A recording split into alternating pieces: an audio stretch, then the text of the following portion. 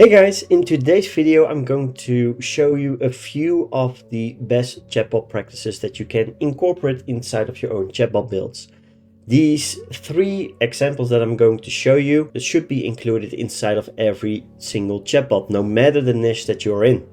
It will improve the customer's experience, the subscriber's experience, and at the same time it will automate certain aspects of your own business, saving you a lot of time and money. So for the first example, if we take a look, you should always include some kind of customer service flow inside of your chatbot. And this example is a customer service FAQ. Basically, before being able to capture somebody's response, a subscriber or a customer's response, you will be able to show FAQs directly towards the customer first to see if that might answer any of the questions they have. If not, then they can always go back and ask the question directly towards the business itself. But this alone, this FAQ section alone, will save you a lot of time and it will automate a lot of customer support for you. If we just unfold this, you will see that inside you will, and let's just drag this a little bit more down. There we go. You will see that I have a simple Google Sheet where I'm fetching the FAQs from. Then I will be able to show the FAQs inside of a question block. Depending on the choice they make, I'm going to fetch the description, so the answer of that FAQ. And then I'm going to show that FAQ towards the user. So for the sheet itself, it looks really simple. You will have an FAQ quick reply. So basically these will be the buttons that the user can choose from. So the different kinds of categories. Then you will have the FAQ description. This will be the answer that will be given inside of the chatbot itself. And if you want to create a card out of it, you can also include some kind of image, right? So if we go towards this image, so let's just press it. So you can see that this is a customer support URL that I just fetched from a random website. So how does this exactly work? Well, I'm using UChat, but it could work the same for you, for your platform. We are going towards the Google Sheets action and we are going to get multiple rows. I'm going to select my spreadsheet, which is the agency template that I'm building for my membership. Inside I have the worksheet FAQ, which you can see here. Then I do not implement any kind of filters because I do not need them at this point. I want to show all the FAQ quick replies, right? Then we're going to save all the results inside of a JSON custom field. We can also preview the match rows. So if we do that, you will see all the match rows nicely given, right? So we have the FAQ quick replies, the descriptions and the FAQ image URL. So these will be fetched and these will be incorporated inside that JSON custom field. If we press save, now we are able to show those dynamic quick replies. So this is purely dynamic, right? So if a business or an agency adds more FAQs towards this sheet, it will display inside the chatbot as well. So that's the beauty of this dynamic reply and fetching of the data. It always fetches the most current data. And this way you just create one chatbot flow and all the data will be up to date and in real time, depending on your sheet. So if we take a look here, how did I set this up? It's just a simple question block in this case, or a user input field for other platforms. And I'm going to save the response to a custom field. In this case, the custom field will be question.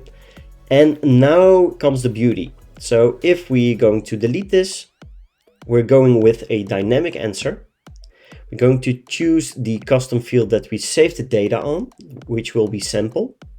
And now the answer text will be the for each item. And as you can see, this will be the JSON payload.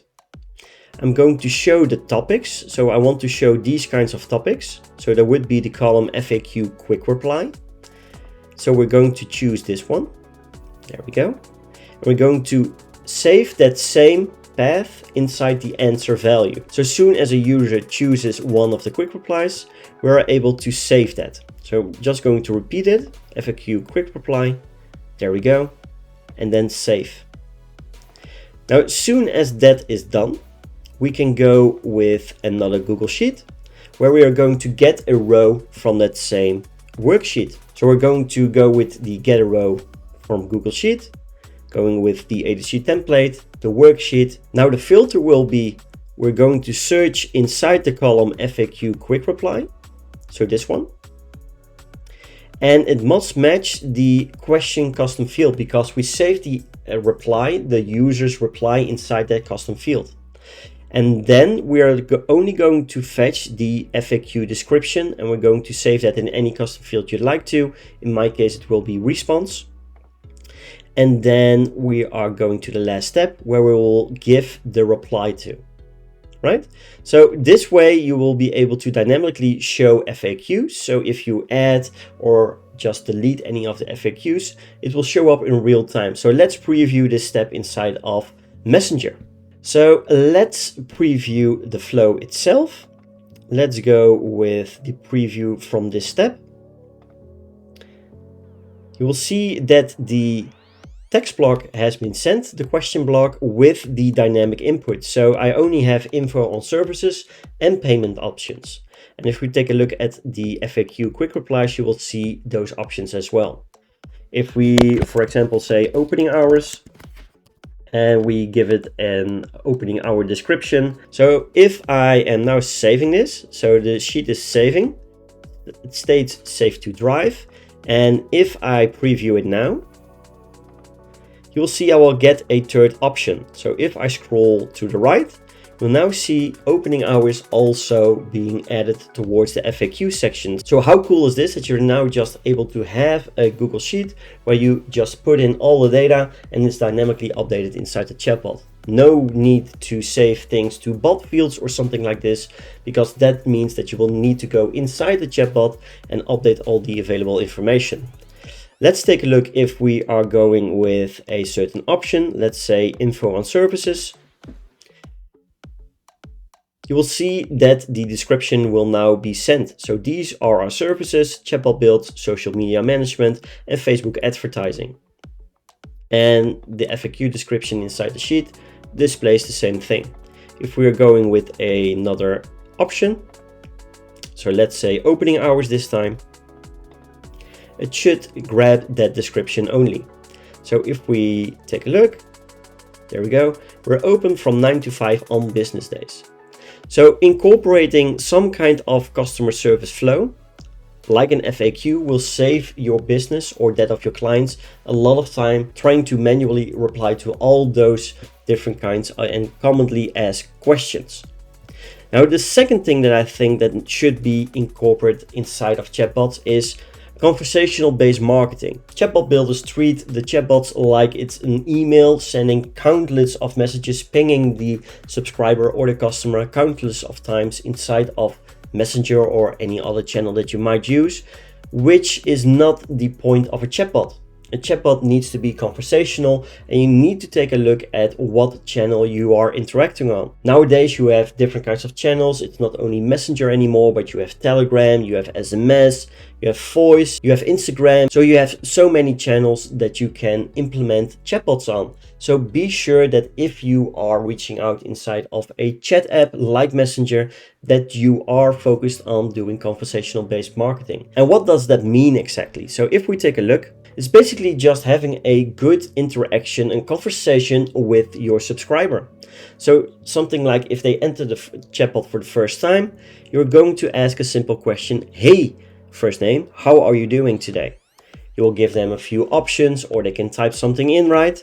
And depending on their responses, you will be able to customize the response like inside of a conversation.